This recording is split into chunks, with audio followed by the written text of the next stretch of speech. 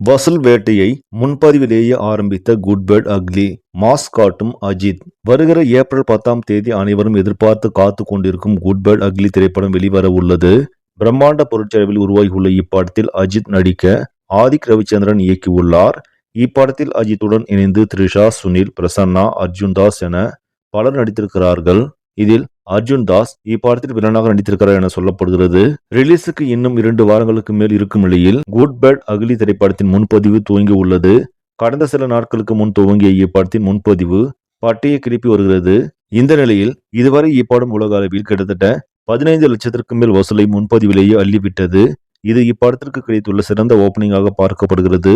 மேலும் இப்படத்தின் வசூல் அஜித்தின் கெரியர் பெஸ்ட் வசூலாக அமையும் என்பதில் எந்த சந்தேகமும் இருக்காது என்றும் சொல்லப்படுகிறது. சரி, நம்மளே பொறுத்திருந்து பார்ப்போம் குட் பேட் அக்லி திரைப்படம் எந்த மாதிரியான வசூல் சாதனைகளை படைக்கப் போகிறது என்று.